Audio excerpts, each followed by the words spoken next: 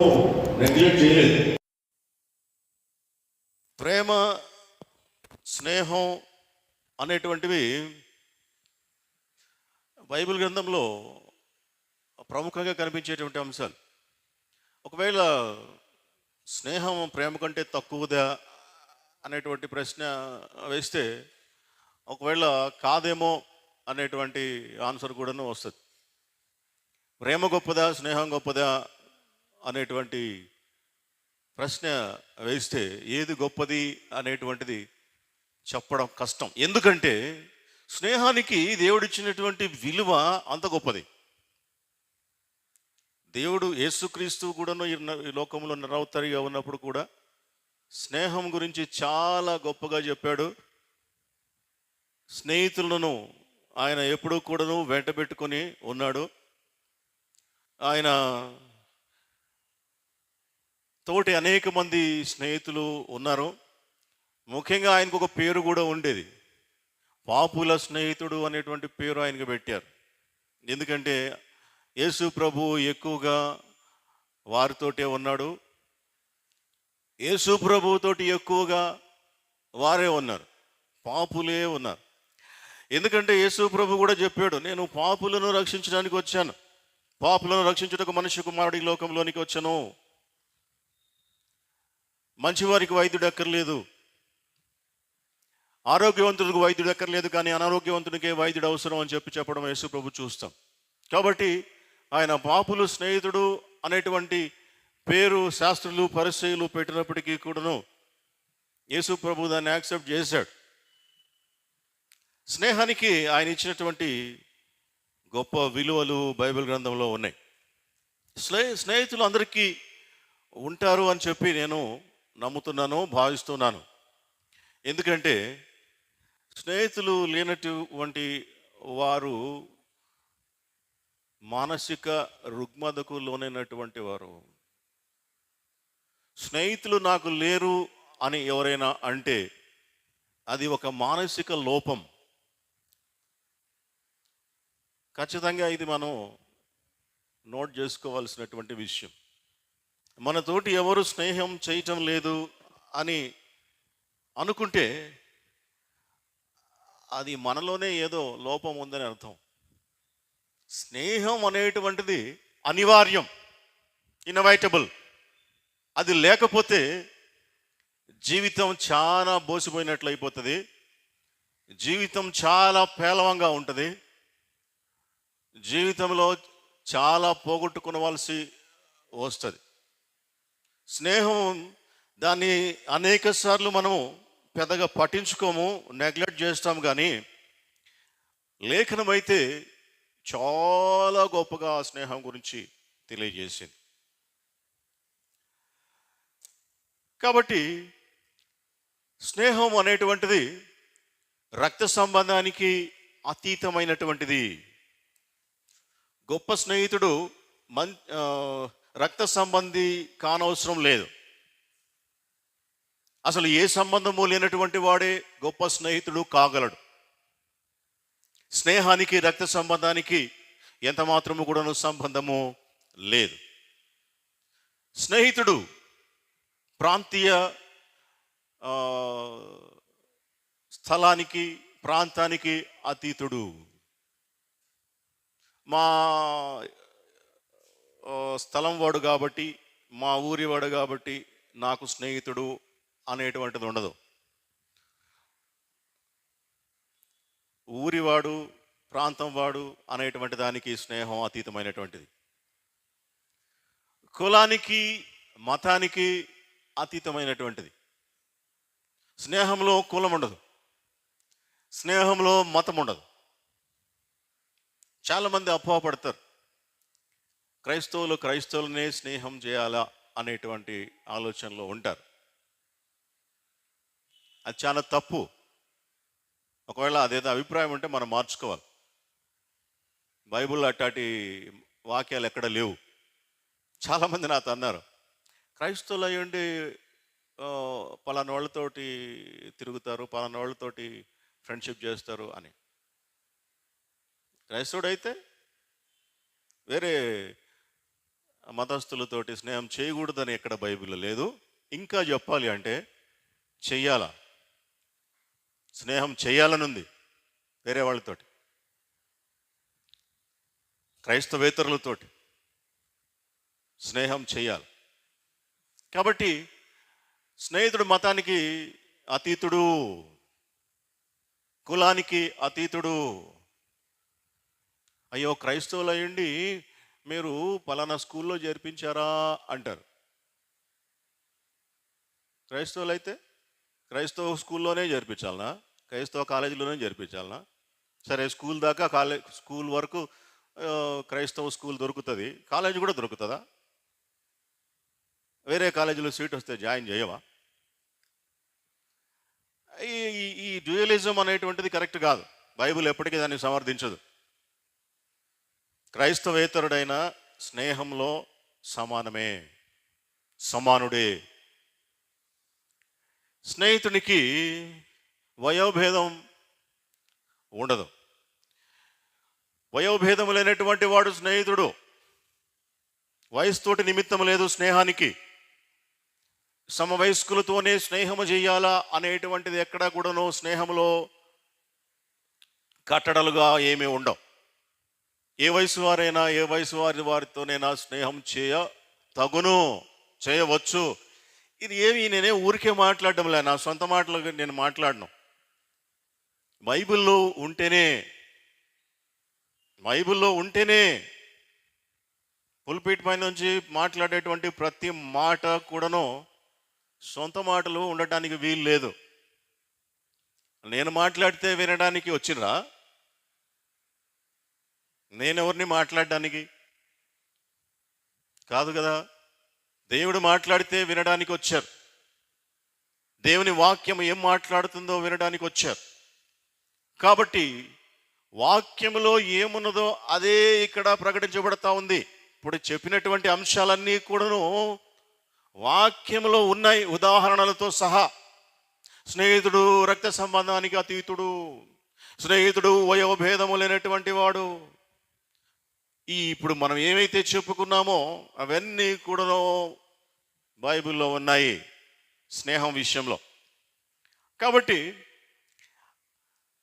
అందరికీ కూడాను స్నేహితులు ఉన్నారని నేను విశ్వసిస్తూ ఉన్నాను, నమ్ముతూ ఉన్నాను. స్నేహితులు ఉండాలి. అయితే అసలు నిజమైనటువంటి స్నేహానికి పునాది ఏంటిది? నిజమైనటువంటి స్నేహం ఎప్పుడు, ఎక్కడ, ఏ విధంగా ఆరంభమవుతుంది? ఎట్లా పుడుతుంది స్నేహం? స్నేహానికి ఆధారాలు ఏంటివి అని మనం ఆలోచన చేస్తే, స్నేహానికి ప్రారంభమయ్యేటువంటి అంశం సారూప్యత, సిమిలారిటీస్. స్నేహం ఎక్కడ ప్రారంభం అవుద్ది అంటే, ఒకే విధమైనటువంటి ఆలోచన, ఒకే విధమైనటువంటి నిర్ణయాలు ఇద్దరు వ్యక్తులలో ఉన్నప్పుడు స్నేహం ప్రారంభమవుతుంది.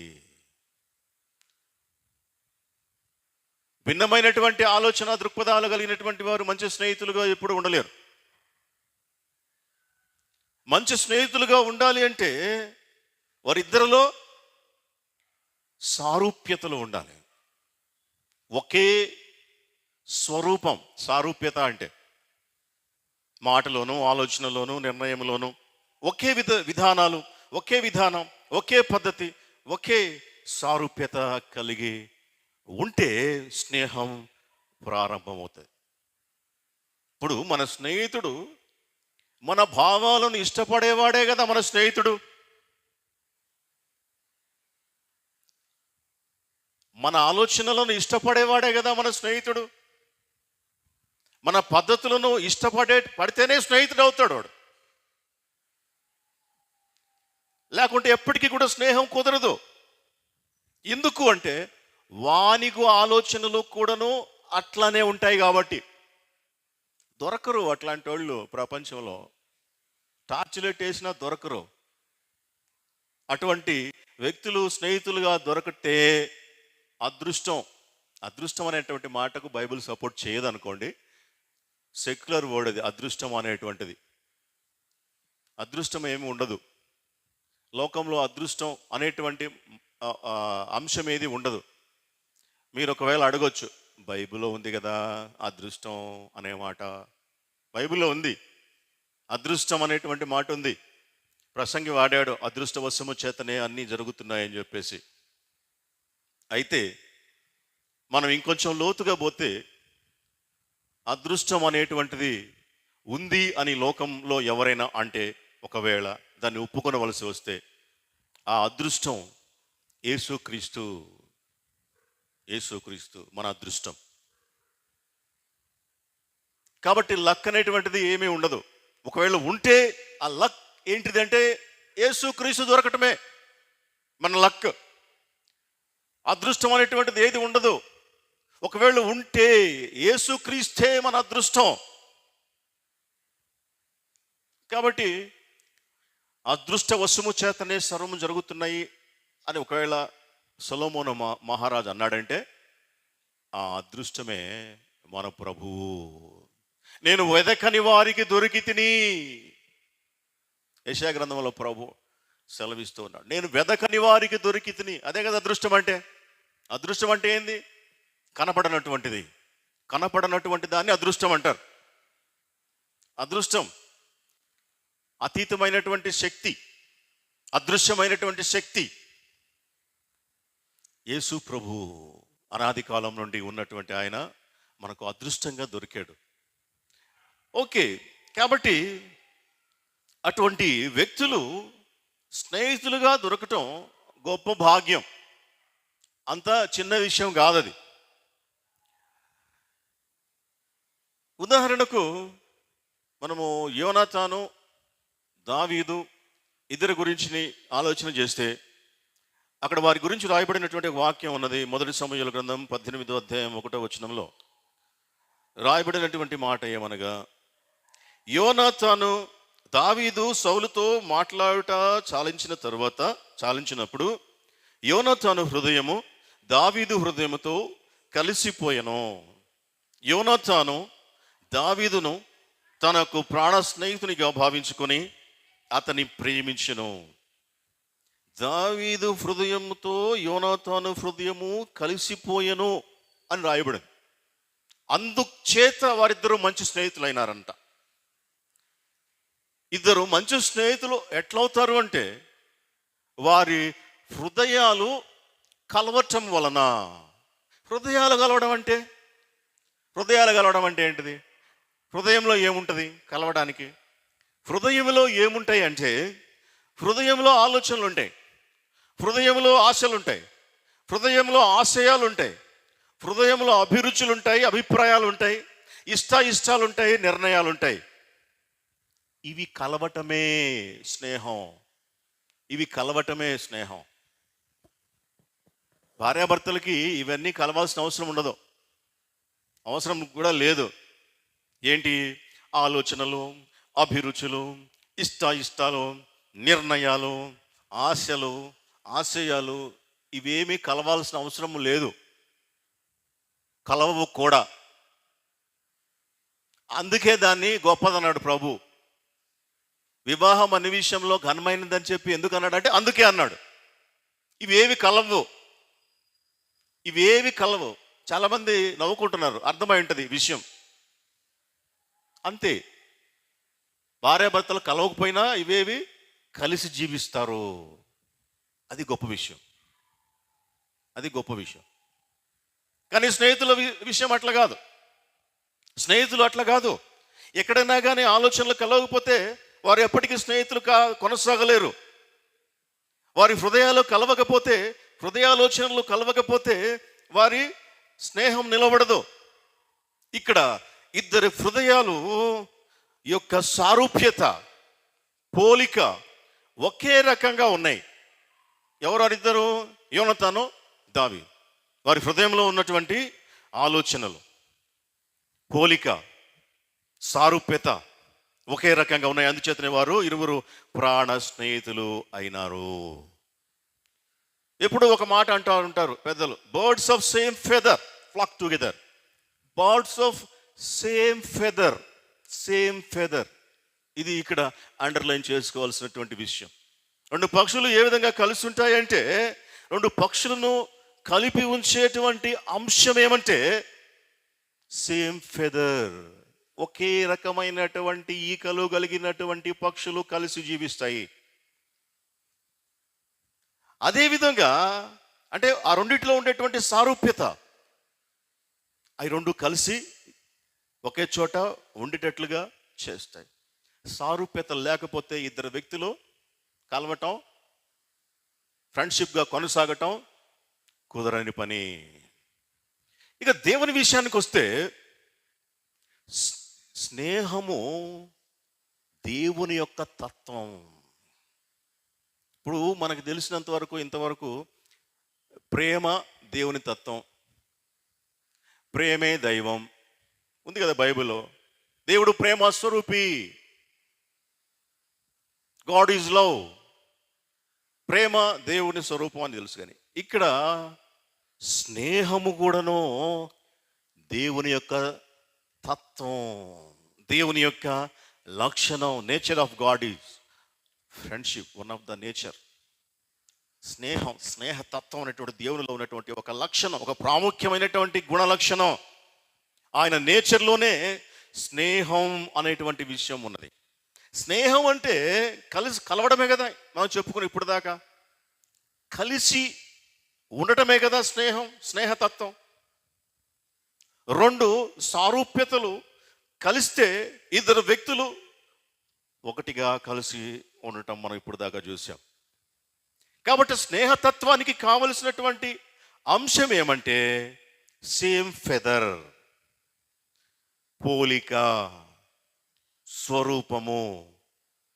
బయటికి లోపలికి ఆలోచనలు, నిర్ణయాలు చెప్పుకొని, లోపటికైనా బయటకైనా కానీ ఒకే విధమైనటువంటి అంశాలు ఉన్నప్పుడు స్నేహితులుగా ఉంటారు. అందుకే దేవుడు ఆదికాండం 1:26-27 వచనంలో చూస్తే అక్కడ కూడా ఇదే అంశం మనకు కనబడుతుంది. Same likeliness, same image.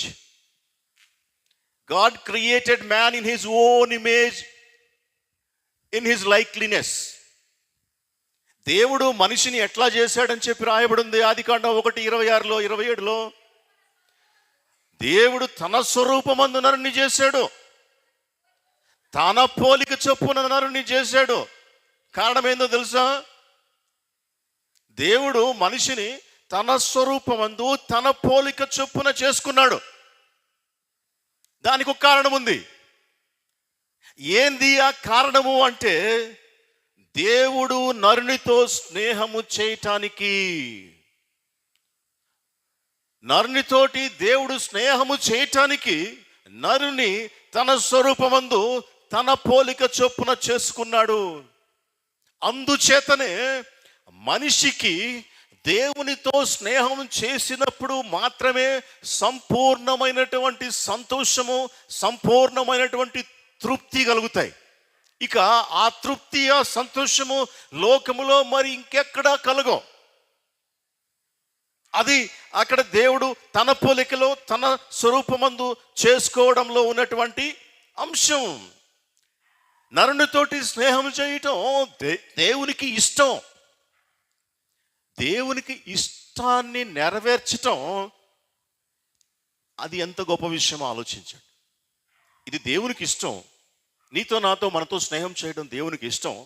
ఆయన ఇష్టాన్ని కాదనకుండా ఆయన ఇష్టాన్ని నెరవేర్చడం మనకు ఇంకెంత ఆశీర్వాదకరంగా ఉంటుందో మనం ఆలోచన చేయాలి. దీన్ని స్థిరపరుస్తూ ఆదికాండం 3:8లో రాయబడి ఉంది. చల్లపూటను ఆదామును అతని భార్యయు తోటలో సంచరించుచున్న దేవుడైన యెహోవా ఎందుకు తోటలో ఉంచాడు? ఆదాముని దేవుడు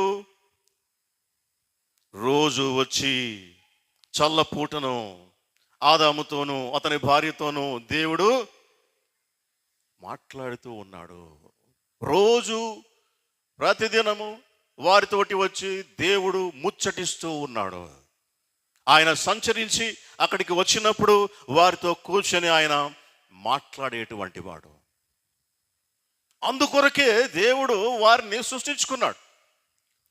అది ఇష్టం దేవునికి. మనిషితోటి కలిసి నడవటం, మనిషితోటి తాను కూడా ఉండటం దేవునికి ఇష్టం. అది ఇక్కడ మనకు కనబడుతుంది, చాలా క్లియర్గా కనబడుతుంది. వారితో కలిసి ఉండటానికి దేవుడు వారిని సృష్టి చేశాడు. దేవునితో కలిసి ఉండటానికి కావలసినటువంటి అన్ని సదుపాయాలని ముందుగానే తయారు చేసి వారిని అక్కడ ఉంచాడు. వారు అక్కడ ఉన్నప్పుడు వారి పరిస్థితి ఏ విధంగా ఉన్నది అంటే కీర్తనల గ్రంథం 8వ అధ్యాయం, కీర్తనల గ్రంథం 8వ కీర్తన 5వ వచనం నుండి చూస్తే దేవుడు సృష్టించినప్పుడు మానవుడు ఏ స్థితిలో ఉన్నాడో అర్థమవుతుంది. ఎందుకు మనం ఈ మాట చెప్తున్నామంటే, దేవునితో స్నేహము చేసేటువంటి సారూప్యత, ఆ దగ్గరతనము, ఆ సమానతత్వము ఉండాలి కదా మరి మనిషికి. దేవుడు సర్వశక్తిమంతుడు, ఆయనతో మరి కలిసి మాట్లాడేటువంటి, కలిసి నడిచేటువంటి, ముచ్చటించేటువంటి ఆ శక్తి, ఎందుకంటే దేవుని యొక్క శక్తి అపరిమితమైనటువంటి, మరి ఆయనతో కలిసి సమానముగా సమవుజ్జిగా ఉండి మాట్లాడేటువంటి కెపాసిటీ ఉండాలి కదా మనిషికి. అప్పుడే కదా ఇద్దరు సమవుజ్జలే కదా మంచి స్నేహితులు అవుతారు. ఇద్దరు సమానమైనటువంటి భావాలు కలిగినటువంటి వారే కదా స్నేహితులు అవుతారని ఇప్పటిదాకా చెప్పుకున్నాం. మరి మానవుడు దేవునితోటి స్నేహితుడు ఎలాగా ఉండగలిగాడు అంటే, దేవుడు మానవుని తయారు చేసినప్పుడు, సృష్టించినప్పుడు ఎట్లా ఉన్నాడు అనేటువంటి విషయంకి 8వ కీర్తనలో రాయబడి ఉంది. దేవుని కంటే వానిని కొంచెము తక్కువ వానిగా చేసి ఉన్నావు, మహిమా ప్రభావములతో వానికి కిరీటము ధరింపజేసి ఉన్నావు, నీ చేతి పనుల మీద వానికి అధికారం ఇచ్చి ఉన్నావు. ఎందుకంటే వానితో స్నేహము చేయటానికి. స్నేహం దేవుని తత్వం. మానవునికి దేవుడిచ్చినటువంటి గొప్ప ఆధిక్యత ఏమంటే, దేవుని కంటే కొంచెము తక్కువనిగా చేశాడు, కొంచెమే తక్కువనిగా చేశాడు. ఎందుకు అంటే ఆయన సారూప్యత, ఆయన పోలిక, ఆయన స్వరూపమందు దేవుడు వానికి తన రూపాన్ని ఇచ్చాడు. మరి దేవునితో మాట్లాడడానికి, దేవునితో నడవడానికి, దేవునితో ముచ్చటించడానికి కావలసినటువంటి శక్తి, ఆ మహిమ కూడా ఉండాలి కదా. ఉన్నాయని చెప్పే లేఖనం తెలియజేస్తూ ఉంది. మహిమా ప్రభావములతో వానికి కిరీటము ధరింపజేసి ఉన్నావు. అప్పుడు మాత్రమే దేవునితోటి స్నేహము చేసేటువంటి పరిస్థితులు మానవునికి ఉంటాయి. అయితే మానవుడు ఆ స్థితి నుండి పడిపోయినాడు. ఆ మహిమా ప్రభావములు కలిగినటువంటి ఆ కిరీటము పెట్టి దేవుడు, ఇక్కడ ఉండు, ఈ తోటలో ఉండు, ఈ తోట చూసుకో, ఇక్కడ నుండు, నేను రోజు వస్తా, నీతో ఫ్రెండ్షిప్ చేస్తా, నీతో ముచ్చటిస్తా, మన మధ్య మాట్లాడుకుందాం, మన ఇద్దరు స్నేహితులుగా ఉందాం, నీ ఆలోచనలు నాతో పంచుకో, నా ఆలోచనలు నీకు చెప్తాను అంటూ ఆయన వస్తున్నాడు, వారితో మాట్లాడుతున్నాడు, పోతున్నాడు, వస్తూ ఉన్నాడు, పోతూ ఉన్నాడు. ఇది ఆయనకు ఇష్టమైనటువంటి విషయం. ఇది త్రూఅవుట్ బైబిల్ అంతా కూడా కనబడుతుంది. ఇప్పుడు ఉదాహరణకు మనం చూస్తే, దేవుడు ఆదికాండంలో అక్కడ వారితోటి తోటలో మాట్లాడుతూ కనబడ్డా. సరే, అక్కడ నుంచి ఆ సంబంధం దెబ్బతింది. పాపం చేయటం ద్వారా వారి మధ్య అగాధం ఏర్పడింది. ఆ తర్వాత ఇశ్రాయేలీల దగ్గరికి వస్తే, ఇశ్రాయేలీలు ఐగుప్తు నుండి బయలుదేరినప్పుడు పగలంతా వారితోటి మేఘస్తంభంలో ఉన్నాడు, రాత్రంతా వాళ్ళతోటి అగ్నిస్తంభంలో ఉన్నాడు. ఎందుకు ఉండటం? అది ఆయనకి ఇష్టం. సింపుల్. మనుషులతోటి జీవించటం, మనుషులతోటి ఉండటం, కొనసాగటం ఆయనకి ఇష్టం. మనిషితోటి స్నేహం చేయటం ఆయనకి ఇష్టం. ఎందుకంటే అది ఆయన తత్వం. స్నేహం దేవుని యొక్క తత్వం. ఆ తర్వాత అగ్నిస్తంభంలో, మేఘస్తంభంలో, ఆ తర్వాత ప్రత్యక్ష గుడారంలో ఉండి వారితో పాటు ఉన్నాడు. ఆ తర్వాత వారికి ఒక దేశం వచ్చిన తర్వాత, దేశం ఎస్టాబ్లిష్ అయిన తర్వాత దేవాలయంలో ఉండి వారి మధ్యన ఉన్నాడు. దావీదు సొలొమోను టెంపుల్ కట్టిస్తే అందులో తన సన్నిధిని ఉంచాడు. ఎందుకు అంటే మనుషుల మధ్య ఉండాలి నేను, మనుషులు నా స్నేహితులు. ఇంకా ఆ తర్వాత నరావతారిగా ఈ లోకంలోనికి వచ్చాడు. 33.5 సంవత్సరం మనుషుల మధ్య ఉన్నాడు. ఆ తర్వాత యేసు ప్రభు చెప్పాడు, నేను వెళ్ళాలి, నేను వెళ్తే మీకు మంచిది, నేను వెళ్ళిన ఎడల మీకు మేలు. ఎందుకంటే నేను వెళ్ళి మీ మధ్య ఉండటానికి, మీతో ఉండటానికి, మీతో మాట్లాడటానికి, మీతో ముచ్చటించటానికి, మిమ్మల్ని హెచ్చరించటానికి, మిమ్మల్ని నీతి మార్గంలో నడిపించటానికి, మీకు పాపము గురించి చెప్పడానికి, తీర్పు గురించి హెచ్చరించటానికి ఒక వ్యక్తిని నేను పంపించబోతూ ఉన్నాను. ఆయనే పరిశుద్ధాత్మ దేవుడు. నేను వెళ్ళిన ఎడల ఆదరణకర్త మీ వద్దకు వచ్చును. నేను మిమ్మల్ని అనాథులుగా విడువను. ఇది దేవునికి ఇష్టం. ఎందుకంటే ఎప్పుడూ కూడాను మనుషులతోటి తన సన్నిధిని తాను ఉండటం ఆయనకి ఇష్టం, మనుషులతోటి స్నేహం చేయటం ఆయనకి ఇష్టం. అందుచేతనే ఆయన ఈ విధంగా పరిశుద్ధాత్మ దేవుణ్ణి మన మధ్యన ఉంచాడు. ఆ తర్వాత రేపు ఫ్యూచర్లో జరగబోయేటువంటి విషయం కూడా రాయబడింది ప్రకటన గ్రంథంలో. ప్రకటన గ్రంథం 21వ అధ్యాయం 3వ వచనంలో రాయబడినటువంటి మాట. ప్రకటన 21:3. అప్పుడు ఇదిగో దేవుని నివాసము మనుష్యులతో కూడా ఉన్నది, ఆయన వారితో కాపురముండును. చాలు. ఇదిగో దేవుని నివాసము మనుషుల మధ్యన ఉన్నది, మనుషులతో కూడా ఉన్నది. ఎప్పుడుది? ఇది చివరిది. ఇంకా ఇటర్నిటీ లేనికి మనం వెళ్ళినప్పుడు తీర్పు మొత్తం జరిగిపోయిన తర్వాత ఇక అక్కడ శాశ్వత కాలము దేవుడు మనుషుల మధ్య ఉండటానికి ప్రణాళిక వేశాడు. అది అక్కడ ప్రకటన గ్రంథంలో రాస్తూ తెలియజెప్తూ ఉన్నాడు. ఇదిగో దేవుని నివాసం మనుషులతో కూడా ఉన్నది, ఆయన వారితో కాపురముండును. ఇంక ఇది శాశ్వత కాలము జరిగేటువంటి ప్రక్రియ. అక్కడ నుండి దేవుడు తన శాశ్వత కాలము మనుషులతోటే, మనుషుల మధ్యనే ఆయన ఉంటాడు. ఎందుకు అంటే ఇది ఆయనకు ఇష్టం, అనాది కాల సంకల్పం. అందుకే ఇక్కడ యోహాను సువార్త 15:15లో అంటున్నాడు, దాసుడు తన యజమానుడు చేయు దానిని ఎరుగడు కనుక ఇక మిమ్మును దాసులు అని పిలవక స్నేహితులు అని పిలుచుచున్నాను. ఇంక చాలు. ఎందుకంటే నేను మిమ్మలను ఇక మీదట దాసులని పిలవను. ఎందుకంటే దాసునికి యజమానునికి మధ్యన ఒక అగాధం ఉంటుంది. దాసుడు వేరు, యజమానుడు వేరు. దాసునికి యజమానునికి మధ్యన ఎటువంటి బంధం ఉంటుందంటే, దాసుడు యజమాని ఆజ్ఞాపించినటువంటి ప్రతి పని చేస్తాడంతే. విధేయత, యజమానికి దాసుడు విధేయత చూపించాలి అంతే. దాసునికి యజమానుని మీద ప్రేమ ఉండాల్సిన అవసరం లేదు. యజమానునికి దాసునికి మధ్య ఏదైనా ఒకటి ఉన్నది సంబంధము అంటే అదేంటిదంటే ఆజ్ఞ, విధేయత. ఇవే. యజమాని ఆజ్ఞాపిస్తాడు, దాసుడు విధేయత చూపిస్తాడు, అంతవరకే. అందుకే ప్రభు అంటున్నాడు, ఇక మీదట నేను మిమ్మలను దాసులు అని పిలవక స్నేహితులను పిలుస్తూ ఉన్నాను. ఎందుకు స్నేహితులను పిలుస్తున్నాను? దాసుడు యజమానుడు చేయి దానిని ఎరుగడు. యజమాని బయటికి వెళ్తున్నాడు, నేను బయటికి వెళ్తున్నాను అంటాడు. ఎక్కడికి వెళ్తున్నాడు అనేటువంటి విషయం యజమాని దాసునికి చెప్పాల్సిన అవసరం లేదు. దాసునికి కూడా అవసరం లేదు. ఎక్కడికి వెళ్తున్నావు, ఏం చేయడానికి వెళ్తున్నావు అని ఇతను అడిగేటువంటి పరిస్థితి ఉండదు, అతడు చెప్పాల్సినటువంటి పరిస్థితి ఉండదు. అది దాసునికి యజమానికి ఉన్నటువంటి సంబంధం. అందుకే ప్రభు అంటున్నాడు, నేను మిమ్మల్ని దాసులని పిలవను ఇక మీదట. మరి ఏమని పిలుస్తానంటే స్నేహితులు అని పిలుస్తాను. ఎందుకంటే దాసుడు యజమానుడు చేసేటువంటి పని ఎరుగడు. అదే స్నేహితుడైతే అన్నీ కూడాను ఆరాధిస్తాడు. ఎక్కడికి పోతున్నావు అడుగుతాడు, ఎందుకు పోతున్నావు అడుగుతాడు, ఏం చేయడానికి పోతున్నావు అడుగుతాడు. ఇదిగో ఇది చేస్తే తప్పు అని చెప్తాడు, ఇది చేస్తే ఒప్పు అని చెప్తాడు. చెప్పినప్పుడు నువ్వు కూడా వింటావు, ఎందుకంటే స్నేహితుడు కాబట్టి. అది స్నేహితుల మధ్య ఉన్నటువంటి గొప్ప సంబంధం. దాసులు యజమానులు కాదు. ఇప్పుడు ప్రభు అన్నాడు, ఇక మీదట మిమ్మల్ని నేను దాసులని పిలవడం లేదు. గొప్ప ఆధిక్యత ఇస్తూ ఉన్నాడు. తిరిగి మళ్ళీ యేసు క్రీస్తు ద్వారా తెగిపోయినటువంటి సహవాసాన్ని, ఆ ఫ్రెండ్షిప్ని దేవుడు తిరిగి నిలవబెడుతూ ఉన్నాడు యేసు క్రీస్తు ద్వారా.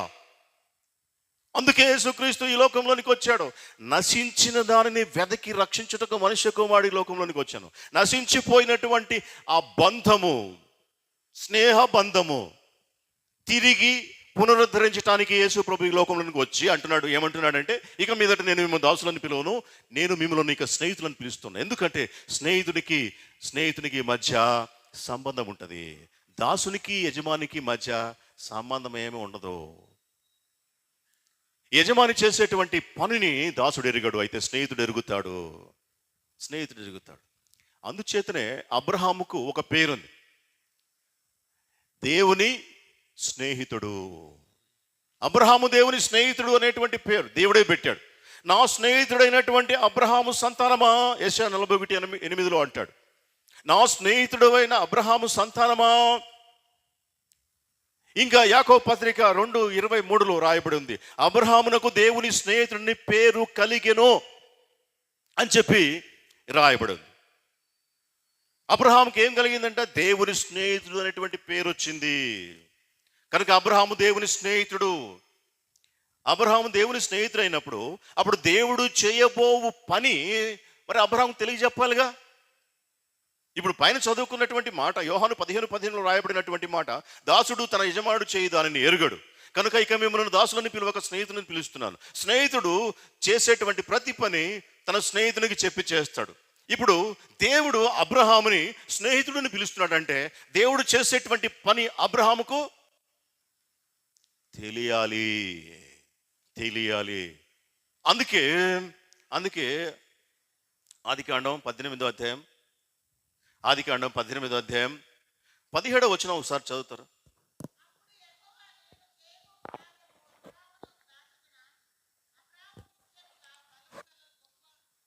చాలు. అబ్రహాము దగ్గరికి వెళ్ళి దేవుడు అంటున్నాడు, అరే నేను చేయబోవు పనిని అబ్రహాముకు తెలియకుండా నేను దాస్తానా? ఎందుకు దాస్తాను? ఆయన నా స్నేహితుడు కాబట్టి నేను దాయను. అబ్రహాముకి నేను దాయకుండా చెప్తాను. ఎందుకు వచ్చాడు అసలు దేవుడు ఆ టైంలో అక్కడికి? ఎందుకు వచ్చాడంటే సొదొమ గొమొర్రాలను నాశనం చేయటానికి.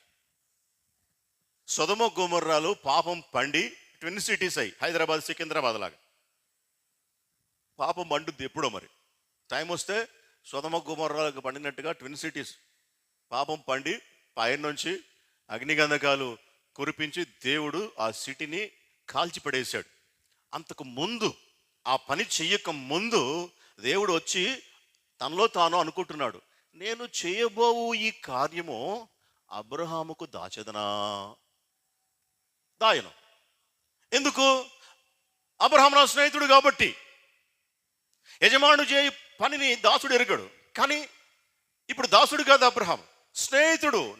అబ్రహాము నా స్నేహితుడమైన అబ్రహామా అంటున్నాడు. కాబట్టి అబ్రహాముకు నేను చేయబోయేటువంటి పని దాచను చెప్తున్నాడు.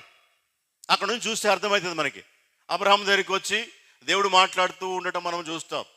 సొదొమ గొమొర్రాల యొక్క మొర నా సన్నిధికి చేరినది కనుక నేను దానిని నాశనం చేయబోచు ఉన్నాను అని చెప్పి అబ్రహాముతోటి చెప్పడం మనం చూస్తాం. యాక్చువల్గా అవసరమా? దేవుడు సర్వసృష్టిమంతుడు, సర్వాధికారి. ఆయన ఇక్కడ భూమి మీద ఉన్నటువంటి చిన్న పురుగు లాంటి అబ్రహాము ఎక్కడ? అబ్రహాము మనిషి, ఆయన దేవుడు. సర్వసృష్టికర్త వచ్చి అబ్రహాం దగ్గరికి వచ్చి ఇదిగో నేను ఈ పని చేయబోతున్నానని చెప్పాల్సిన అవసరం ఉన్నదా? లేదు. కానీ చెప్తున్నాడు. ఎందుకు అంటే స్నేహం దేవుని యొక్క తత్వం. అందుకే అబ్రహాము తోటి తాను చేయబోయేటువంటి కార్యాన్ని పంచుకుంటూ ఉన్నాడు. కీర్తనల గ్రంథం 25:14 రాయబడినటువంటి అంశం, యెహోవా మర్మము ఆయన యందు భయభక్తులు గల వారికి తెలిసి ఉన్నది. సింపుల్.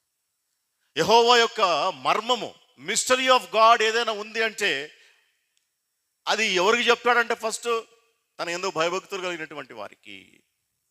తన స్నేహితులుగా ఉన్నటువంటి వారికి వారితో ముందు చెప్పి ఈ పని చేస్తాడంట. ఎంత గొప్ప విషయం, ఎంత ఆధిక్యత, దేవుడు మనకిచ్చినటువంటి ఆధిక్యత. యేసుక్రీస్తునందు దేవుడు మనకిచ్చినటువంటి ఆధిక్యత ఎంత గొప్పది. నీకు చెప్పి చేస్తాను అంటున్నాడు, నీకు చెప్పకుండా ఇది చెయ్యను అని అంటున్నాడు. ఎందుకంటే నీవు నా స్నేహితుడవు. ఎంత గొప్ప ధన్యతలో మనము ఉన్నాము క్రీస్తునందు, మనము ఒకసారి అర్థం చేసుకోవాలి. అందుకే లేఖనంలో ఏం రాయబడిందంటే సామెతలు 27:10, నీ స్నేహితునినైనను నీ తండ్రి స్నేహితునినైనను విడిచిపెట్టకము. నీకు ఆపద కలిగిన దినమందు నీ సహోదరుని ఇంటికి వెళ్ళకము. దూరములోనున్న సహోదరుని కంటే దగ్గరనున్నటువంటి పొరుగువాడు వాసి. ఈ పొరుగువాడు అనమాట స్నేహితుడు. ఒకవేళ నీ స్నేహితుడు పక్కన ఉంటే నీ స్నేహితుడి దగ్గరికి పోవు, కానీ దూరంగా ఉన్నటువంటి నీ సహోదరుని దగ్గరికి, నీ అన్నదమ్ముని దగ్గరికి పోవద్దు. ఎందుకంటే నీ అన్నదమ్ముని కన్నా నీ స్నేహితుడు గొప్పవాడు. స్నేహానికి దేవుడు ఇచ్చినటువంటి గొప్ప ఆధిక్యత. అందుకే నీ స్నేహితుని కానీ నీ తండ్రి స్నేహితుడిని కూడా విడిచిపెట్టబాకు. ఇప్పుడు ఆలోచన చేసుకోండి, మన ఫ్రెండ్స్కి మనకి ఎంత గ్యాప్ వచ్చిందో ఇంతకాలం. ఎన్ని రోజులైందో ఫోన్ చేసి కలిసి మాట్లాడి. మన స్నేహితులు ఎట్లుంటే మన పితరుల స్నేహితులు, మన తల్లిదండ్రుల స్నేహితులు కూడా ఉండుంటారు, బ్రతికే ఉంటారు. వారి స్నేహితులను కూడా మనము వదిలిపెట్టకూడదు. వారిని కూడా కలిసి మాట్లాడాలి, యోగక్షేమాలు విచారించాలి. తండ్రి లాంటి తల్లి లాంటి వారు కూడా బైబిల్ ప్రకారం. నీ స్నేహితుడైనను నీ తండ్రి స్నేహితుడైనను విడిచిపెట్టకము. మనకున్నటువంటి ఒకవేళ ఈ సమస్యలు, బాధ్యతలు, బరువులు, ఇబ్బందుల వలననో ఒకవేళ మనము అంతగా ఫ్రీక్వెంట్గా ఫ్రెండ్స్ తోటి స్పెండ్ చేయలేకపోవచ్చు, సాధారణమే. అయితే పూర్తిగా ఫ్రెండ్స్కి దూరముగా ఉండటం అనేటువంటిది అన్బిబ్లికల్, అన్స్క్రిప్చరల్.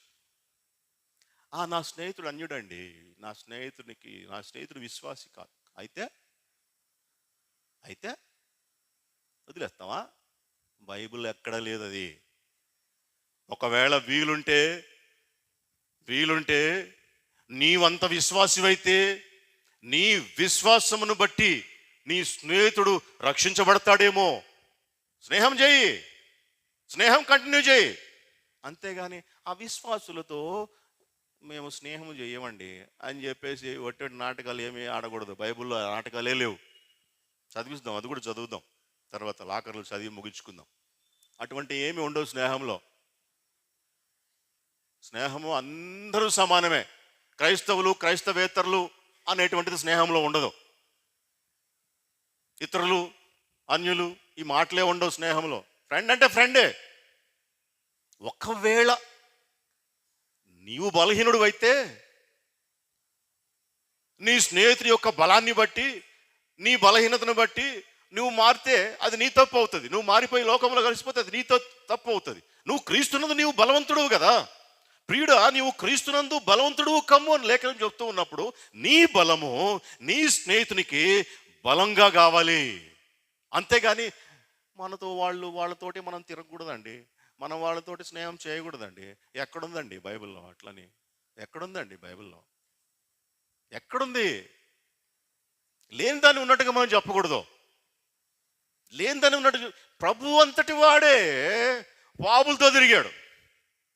ప్రభు అంతటి వాడిని చుట్టే అందరు వాళ్ళే ఉన్నారు, సుంకరులు, పాపులు ఆయన చుట్టూ వాళ్ళే ఉన్నారు. అందుకే ఆయనకు ఒక పేరు కలిగింది, ఈయన పాపులకు స్నేహితుడు అని చెప్పి ముద్ర కొట్టారు. అయినా యేసు దాని గురించి పట్టించుకోలేదు. నో ప్రాబ్లం, నేను వాళ్ళ కోసమే వచ్చాను అన్నాడు. మనల్ని ఎందుకోసం ఉంచాడు ఇక్కడ? వాళ్ళ కోసం కదా. మీరు ఈ లోకమునకు వెలుగు అన్నాడు. ఎందుకు? చీకటిలో ఉన్నటువంటి వారికి వెలుగును పంచడానికా కాదా? మీరు ఈ లోకమునకు వెలుగు అని చెప్పి వెలుగు దీపస్తంభంపై నిన్ను పెట్టాడంటే అర్థం ఏంటిది? నువ్వు చీకటిలో ఉన్నటువంటి వారికి వెలుగును పంచాలనేటువంటి ఉద్దేశమే కదా. నేను చీకటిలో ఉన్నటువంటి దగ్గరికి వెళ్ళనండి, నేను క్రైస్తవేతరులతో సహవాసం చేయనండి అంటే దేవుడు ఏం చేస్తాడు? తలబట్టుకుంటాడు ఇంకా, అంతే. వెలుగును పంచడానికే నిన్ను వెలిగించింది. నేను వెలుగుతున్న వారి మధ్యనే ఉంటానండి. నేను చీకటిలో ఉన్నటువంటి వారి యొద్దకు వెళ్ళనండి.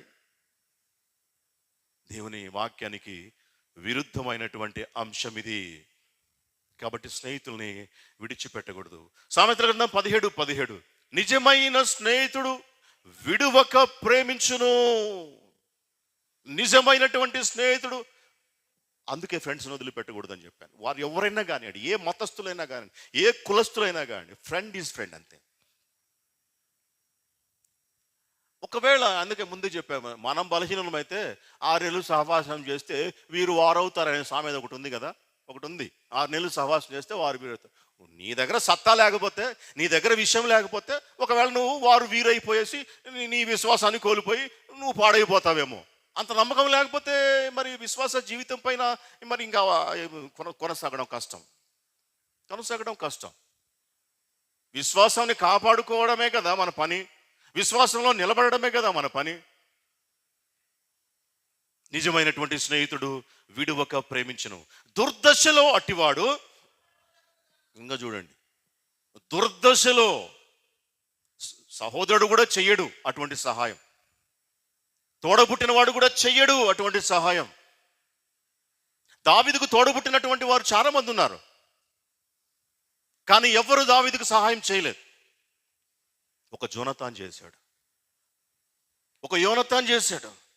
దావీదుకి చేసినటువంటి సహాయం, యోనాతాను చేసినటువంటి సహాయం ఎంతో గొప్పది. దావీదు కోసము యోనాతాను నిందలు భరించాడు, తిట్లు భరించాడు. మీకు తెలుసో లేదు, ఇప్పటికీ కూడాను, అది చర్చిలో చెప్పకూడదు, అయినా కానీ ఒక చిన్న హింట్ ఇస్తున్నా, ఇప్పటికీ కూడాను యోనాతాను మీద ఒక దురభిప్రాయం ఉంది. చాలా మంది చెప్తారు. ఇవన్నీ కూడాను యోనాతాను భరించాడు. ఎందుకు? స్నేహం కోసం, స్నేహితుని కోసం. ఏంది అంత గొప్పదా? అవును, అంత గొప్పది స్నేహం. ఎందుకంటే అది దేవుని తత్వం. స్నేహం దేవుడిచ్చినటువంటి వరం. అందుకే లేఖనం చెప్తా ఉంది, నీ స్నేహితుని విడవద్దు, నీ తండ్రి స్నేహితుని విడవద్దు. నువ్వు దుర్దశలో ఉన్నప్పుడు నీ స్నేహితుడు నీకు తోడబుట్టిన వాని కంటే ఎక్కువగా ఉండి నీ పక్క నిలబడతాడు. సామెతల గ్రంథం 27:6 మేలు కోరి స్నేహితుడు గాయములు చేయును, పగవాడు లెక్కలేని ముద్దులు పెట్టును. మనం పడిపోవాలని కోరుకునేవాడు ఏం చేస్తాడంటే, మనం ఏం చేసినా కూడా, మనం తప్పు చేసినా, ఇంకేం చేసినా, ఉప్పు చేసినా కూడా, ఆహా నువ్వు బాగా చేసావు, ఓహో నువ్వు బాగా చేసావు అంటాడు.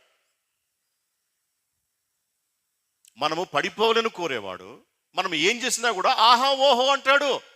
పగవాడు లెక్కలేనని ముద్దులు పెట్టును, విషపు ముద్దులు, ఇస్కరియోతు యూదా ముద్దులు. ఎవడు వాడు? పగవాడు. వాని పగ తీర్చుకోవడానికి అలాగున మనతో ఉంటాడు. స్నేహితుడైతే అట్లా చేయడు. స్నేహితుడు ఏం చేస్తాడంట? మన మేలు కోసం గాయం చేస్తాడు. ఆ గాయం చాలాసార్లు జీవితానికి గాయాలు అవసరం. గాయం లేని జీవితం బాగుపడదు. అందుకే జీవితంలో అనేక సార్లు స్నేహితుడు గాయాలు చేస్తాడు, పగవాడు లెక్కలేనన్ని ముద్దులు పెడతాడు. ఒక చిన్న ఉదాహరణ చెప్పుకొని మనం ముగించుకుందాం. ఇప్పుడు రూతు, నయోమి ఇద్దరు ఉన్నారు. రూతు, నయోమి వాళ్ళు అత్తాగోడలు. రూత్ ఏమో మోయాబీయురాలు. మోయాబైట్ అంటే అన్యులు. ఇప్పుడు మనం అనుకుంటామే క్రైస్తవులు కాదండి వారు కాదు. రూత్ ఏమో యూదురాలు. సరే, వాళ్ళు వెళ్ళారు ఆ దేశం. మోయాబులు వాళ్ళని చేసుకున్నారు. వాళ్ళ కొడుకులు చచ్చిపోయినారు. రూతు భర్త చచ్చిపోయాడు, కొడుకులు చచ్చిపోయారు. ఇప్పుడు మిగిలింది నయోమి కొడుకులు, నయోమి భర్త చనిపోయినారు. ఇప్పుడు మిగిలింది కోడళ్ళు, నయోమి ముగ్గురు మిగిలారు. ఇప్పుడు ఆమె ఏం చేసిందంటే, అత్త ఇంటికి బయలుదేరి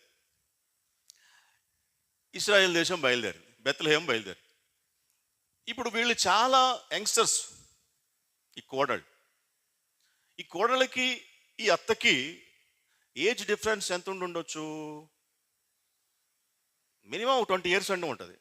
మినిమం ఒక 20 ఏళ్ళు ఖచ్చితంగా ఉంటుంది. 20 నుండి పైకే ఉంటుంది. వాళ్ళిద్దరు కూడా బయలుదేరారు. ఎక్కడికి? బెత్లెహేమ్కి. అత్తతోటి మేము కూడా వస్తాం, మేము కూడా వస్తాం అంటే వాళ్ళ అత్త, వద్దమ్మా, మీరు వచ్చి నాతోటి వచ్చి మీ జీవితాలని మీరు నాశనం చేసుకోవద్దు. మీరు యవ్వనంలో ఉన్నటువంటి వారు, నేను నా జీవితం అయిపోయింది కాబట్టి మీరు ఇక్కడే ఉండి మరొక పెళ్లి చేసుకొని సంతోషంగా మీరు జీవించండి అని చెప్పడం మనము చూస్తాం. అప్పుడు ఒక కోడలు ఓర్ప అనేటువంటి ఆమె, ఓర్ప తన అత్తను ముద్దు పెట్టుకునేను. ఇప్పుడు అత్తగోడళ్ళు ముద్దులు పెట్టుకుంటారు, పెట్టుకున్నా కూడాను ఆ ముద్దులలో ఎంత ప్రేమ ఉంటుందో మనకు అందరికీ తెలుసు. తల్లి కూతుర్లు అంత ప్రేమ అత్తగోడలకు ఎందుకు ఉంటుంది? ఎందుకు ఉండాలా? ఎక్కడ ఉండదు. అది అది నేచర్కే విరుద్ధం. కానీ ఇక్కడ ప్రేమ కాదు, ఇక్కడ ప్రేమ వర్కౌట్ కావట్లేదు. ఇక్కడ ప్రేమ తీసి పక్కన పెట్టేసేస్తే ఇక్కడ వారి మధ్యన ఉన్నటువంటి అంశం ఏంటంటే స్నేహం. వారి మధ్యన ఫ్రెండ్షిప్ ఉంది. అందుకే ఆ ఫ్రెండ్షిప్ను వదిలిపెట్టుకోలేక రూతు, ఓర్పాలు అత్త వెంట బయలుదేరుతున్నారు. ఫ్రెండ్షిపే, అంతకంటే మరొకటి కానే కాదు. మరి ఆ మాటలు నచ్చినాయో, ఆమె మాటలు, ఆమె ఆలోచనలు, ఆమె పద్ధతులు ఈ కోడళ్లకు నచ్చినాయి, ఇష్టమైంది. వాళ్ళ హృదయాలు కలిసినాయి, ఆలోచనలు కలిసినాయి, ఆలోచన విధానాలు కలిసినాయి. అమ్మో, ఇంత మంచి వ్యక్తిని నేను ఎట్లా వదిలిపెట్టుకొని ఉండాలి? లేదు, ఈమె ఎక్కడికి వెళ్తే ఎక్కడికి వెళ్ళాలా? బయలుదేరి. సరే, ఒక ఆమె వచ్చి ముద్దు పెట్టుకొని వెనక్కి వెళ్ళిపోయింది. ఇంకొక ఆమె వెళ్ళటంలే, రూతు వెళ్ళటంలే. ఇదిగో నీ తోడికోడలు తన జనుల యొద్దకు, తన దేవుని యొద్దకు తిరిగిపోయినదే, నీవును నీ తోడికోడల వెంబడి వెళ్ళుము అనెను. ఓర్ప వెళ్ళిపోయిందమ్మా. ఎక్కడికి వెళ్ళిపోయింది? తన జనుల యొద్దకు, తన దేవుని యొద్దకు, తన సొంత వారి దగ్గరకు తిరిగిపోయింది. నువ్వు కూడా వెళ్ళిపో అంటే రూతు ఏమంటుందంటే, అందుకు రూతు, నా వెంబడి రావద్దనియు, నన్ను విడిచిపెట్టమని నన్ను బతిమలాడుకొనవద్దు, నన్ను బతిమలాడొద్దు, నా వెంట రావద్దని నువ్వు చెప్పొద్దు. నువ్వు అన్నావే నీ తోడికోడలు ఆమె జనుల యొద్దకు, ఆమె దేవుని ప్రజల యొద్దకు, దేవుని యొద్దకు తిరిగి వెళ్ళిందని చెప్పి నా తోడికోడల గురించి నువ్వు చెప్తున్నావే. ఇప్పుడు నేను చెప్తున్నా విను. నీవు వెళ్ళు చోటికే నేను వచ్చేదను. నీవెక్కడికి వెళితే ఎక్కడికి వస్తా. ఎందుకంటే నీ సాన్నిహిత్యం నాకు ముఖ్యం, నీ సాన్నిహిత్యం నాకు ముఖ్యం, నీ మాటలు వినటం నాకు ముఖ్యం, నీతో టైం స్పెండ్ చేయటం నాకు ముఖ్యం. నా జీవితం కంటే ఇది నాకు ముఖ్యం. అది ఆమెను అక్కడ నడిపించినటువంటి అంశం. నయోమి యొక్క సాన్నిహిత్యం, ఆమె స్నేహం ఏమో వదిలిపెట్టుకోలేకపోతా ఉంది. నువ్వెక్కడికి పోతే అక్కడికి వస్తా. అది కదా స్నేహం అంటే. ఇప్పుడు ఫోన్ చేస్తారు, అరే నన్ను ఇక్కడ కొడుతున్నారా వచ్చేసి అని చెప్పేసి ఫ్రెండ్స్. వాడు ఎందుకు దెబ్బలు తింటున్నాడో, ఎందుకు కొట్టించుకుంటున్నాడో అడుగుతాడా? స్నేహితుడైన వాడు ఇంక నలుగురికి ఫోన్ చేసి నలుగురు నెట్ట పెట్టుకొని ఎక్కడుంటే అక్కడికి వీడు ఫస్ట్ వెళ్ళిపోతాడు. అంతే, వెళ్ళిపోయేసి అక్కడ వాడిని ఎవరు కొడుతున్నారో వాళ్ళని తన్నించుకోనో ఏదో ఒకటి ముందు యాక్షన్లోకి దిగుతారు. విచారణకి చేసేటువంటి సమస్య ఉండదు ఫ్రెండ్స్లో.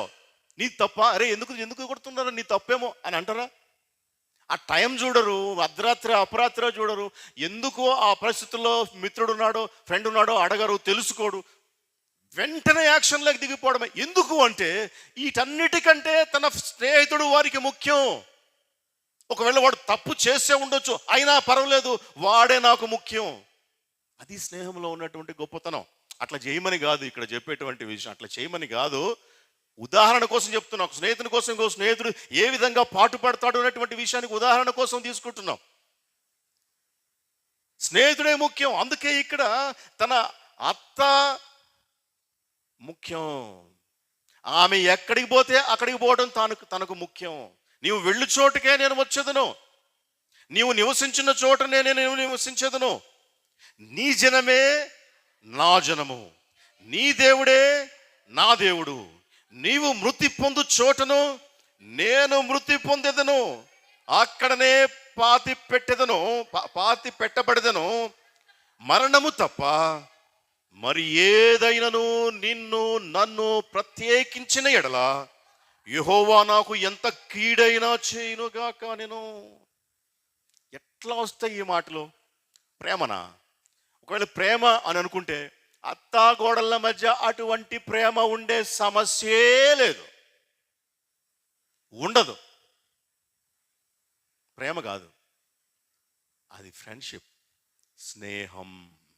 స్నేహం స్నేహం కోసం నువ్వెక్కడ చేస్తావో నేను ఎక్కడ చేస్తా. నీది ఏ జనమైతే నాది అదే జనం. నువ్వు వెళ్ళిన చోటుకే నేను వెళ్తా. ఎట్లా అవుతుంది అటువంటి కండిషన్లోకి ఒక వ్యక్తి? ఎట్లా వస్తుంది లేకుంటే? అంటే ఇక్కడ నయోమి ఒక మాట అంటుంది 18వ వచనంలో, తనతో కూడా వచ్చుటకు మనస్సు కుదిరినదని. చాలు, మనస్సు కుదిరినది. నా మీద ప్రేమ పొంగి పొర్లిపోతున్నది కాబట్టి రూతు నా వెంట వస్తుంది అని చెప్పటంలే నయోమి ఏం చెప్తుందంటే మనస్సు కుదిరింది. దేనికి కుదిరింది? నయోమితో కుదిరింది. రూతు మనస్సు నయోమికి కుదిరింది. నయోమి తోటి రూతు మనసు కుదిరింది, రూతు తోటి నయోమి మనసు కుదిరింది. అంతే. మనస్సు కుదరటం ముఖ్యం, మనసులు కలవటం ముఖ్యం, హృదయాలు కలవటం ముఖ్యం. అది ఫ్రెండ్షిప్ అంటే. జోనతాన్ హృదయము దావీదు హృదయంతో కలిసిపోయాను, అందుకే వాళ్ళు బెస్ట్ ఫ్రెండ్స్ అని. రూతు మనసు నయోమితో వెళ్ళటానికి మనసు కుదిరింది, అందుకే రూతు నయోమిలు గొప్ప స్నేహితులు. వాళ్ళు అత్తగోడంటూ అనడం కంటే మంచి స్నేహితులు అంటే మంచి వాడు, వారికి సరిపోయేటువంటి వాడు. కుదిరింది. కుదరాల, మనుషులకి కుదరాలి. కుదరకపోతే కుదిరించుకోవాలి. అంతేగాని కుదరకుంటే ఎప్పటికీ ఫ్రెండ్షిప్ కాదు.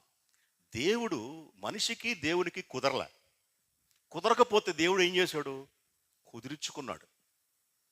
తాను నరావతారిగా 1 మెట్టు కాదు, 1000 మెట్లు కాదు, 1,00,000 మెట్లు దిగొచ్చాడు. దేనికి? కుదిరించుకోవడానికి. రండి మన వివాదములు తీర్చుకుందాము. యెషయా గ్రంథం 1వ అధ్యాయంలో ఉంది. రండి మన వివాదాలు తీర్చుకుందాం, మనం కుదిరించుకుందాం. ఏమన్నా పొరపొచ్చాలు ఉంటే కుదిరించుకుందాం, కూర్చొని మాట్లాడుకుందాం, మంచి స్నేహితులు అవుదాం, ఆలోచనలు పంచుకుందాం, హృదయాలను పంచుకుందాం. అప్పుడే కుదురుతుంది, లేకుంటే కుదరదు. దేవుడు వచ్చి కుదిరించుకున్నాడు. క్రీస్తునందు ప్రియమైనటువంటి సహోదరి సహోదరులు, చివరిగా ఒక విషయం చదువుకొని మనము ముగించేసుకుందాము. ఇక ఎప్పుడు అనమాకండి, అన్యులండి వాళ్ళ దగ్గరికి మేము వెళ్ళమండి, వాళ్ళ పెళ్ళిళ్ళకు మేము పోమండి, వాళ్ళ దినాలకు మేము పోమండి, మేము దేవుని బిడ్డలమండి, మేము గొప్పవాళ్ళమండి అనమాకండి. అది చాలా తప్పు. అది బిబ్లికల్గా తప్పు. లేదా నా సొంతగా చెప్పట్లేదు ఆ విషయం. 1 కొరింథీ రాసిన పత్రిక 5వ అధ్యాయం ఈ వచనం మనం చదివి ముగించేసుకుందాం. 5వ అధ్యాయం 9వ వచనం. జారులతో అంటే చెడ్డోళ్ళు, చెడ్డ పనులు చేసేవాళ్ళు, అడల్టరస్, జారులతో సాంగత్యము అంటే ఫ్రెండ్షిప్ చేయవద్దని నా పత్రికలో మీకు వ్రాసి ఉంటిని. రాశాడంట పౌలు. జారులతో ఫ్రెండ్షిప్ చేయవద్దు, వ్యభిచారులతో నీవు ఫ్రెండ్షిప్ చేయొద్దు అని రాస్తే వీళ్ళు లిటరల్గా వ్యభిచారులతో దూరం పెట్టేశారు. చెడ్డ పనులు చేసేవాళ్ళని దూరం పెట్టేశారు. వాడితో మాట్లాడటం లేదు, వాడితో తిరగటం లేదు, వాళ్ళ దగ్గరికి పోవట్లేదు. అయితే పౌలు అది తెలుసుకొని దాన్ని మళ్ళీ రీరైట్ చేస్తా ఉన్నాడు, తిరిగి రాస్తున్నాడు. ఏమని? అయితే ఈ లోకపు జారులతోనైనను, లోభులతోనైనను, దోచుకుని వారితోనైనను, విగ్రహారాధికులతోనైనను ఏ మాత్రమును సాంగత్యము చేయవద్దని కాదు. నేను రాసింది అది కాదు. మీరు మిస్అండర్స్టాండ్ చేసుకున్నారు, మీరు అపార్థం చేసుకున్నారు. అపార్థం చేసుకోవడం మీకు వెనతో పెట్టిన విద్య. అపార్థం చేసుకోవడం మీకు పుట్టుకతోనే వచ్చింది. నేను ఏం చెప్తానో దానికి వ్యతిరేకంగా అర్థం చేసుకోవడం కాదు. అది కాదు నేను చెప్పింది. ఈ లోకపు జారులతోనైనా, ఈ లోకపు లోబులతోనైనా దోచుకున్న విగ్రహం వీళ్ళతో తిరగొద్దు అని కాదు నా ఉద్దేశం. ఒకవేళ అదే నా ఉద్దేశం అయితే, అలాగైతే మీరు ఈ లోకములో నుండి వెళ్ళిపోవలసి వచ్చును కదా. ఒకవేళ అలాగని అర్థం చేసుకుంటే ఈ లోకములో ఉండే వాళ్ళందరూ అటువంటి వాళ్ళే. మీరు ఎక్కడ బ్రతకలేరు. రోడ్డు మీదకి పోతే వాళ్ళు ఉంటారు, ఇంకెక్కడికన్నా పోతే వాళ్ళే ఉంటారు, ఇంకొక చోటుకి పోతే వాళ్ళే ఉంటారు. అందరూ పరిశుద్ధులు ఉంటారా? అందరూ పవిత్రులు ఉంటారా?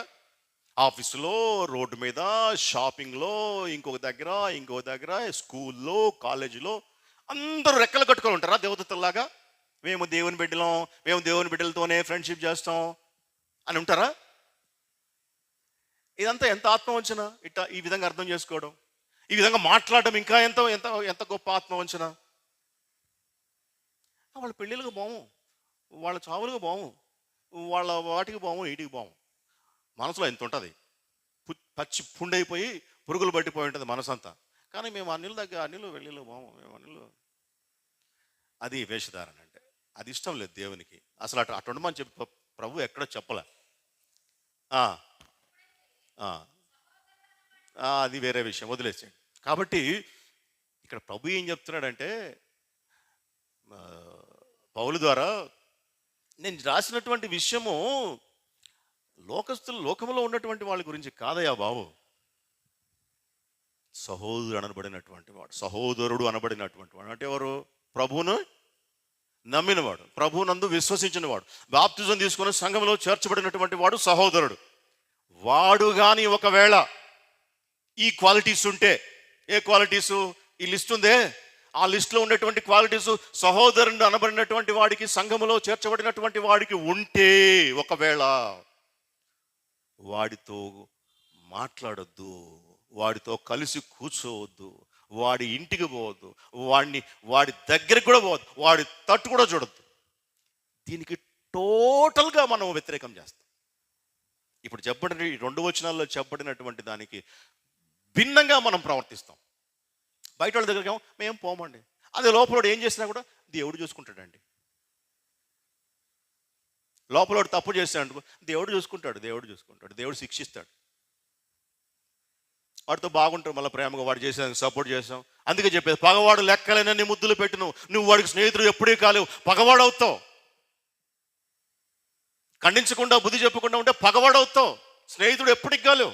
కానీ దేవుడు ఏం చెప్తున్నాడంటే ఇక్కడ, అటువంటి వాడితో నువ్వు మాట్లాడద్దు, వాడిని నువ్వు వెలివేయి, వాడితోటి నువ్వు దూరంగా ఉండు కనీసం. అట్ట కాదు, లోకస్తులతోటి వద్దు, వాళ్ళతోటి మేము తిరగొద్దు, అట్లా కాదు. స్నేహితునికి ఎల్లలు లేవు, స్నేహితునికి కులమత విభేదాలు ఉండవు, స్నేహితునికి వయోభేదాలు ఉండవు. స్నేహితుడు అంత గొప్పవాడు. స్నేహానికి దేవుడు ఇచ్చినటువంటి వాల్యూ ఎంతో గొప్పది. అందుకే ఆయన నేను మిమ్మల్ని స్నేహితులు అని పిలుస్తూ ఉన్నాను అన్నాడు. ప్రభు స్నేహితులుగా ఉండటానికి, స్నేహం యొక్క మాధుర్యంలో మనము, ప్రభు స్నేహం యొక్క మాధుర్యంలో కొనసాగటానికి పరిశుద్ధాత్మ దేవుడు మనకు సహాయము సమృద్ధిగా అనుగ్రహించునుగాక. ఆమెన్. ప్రార్థన చేసుకుందాం.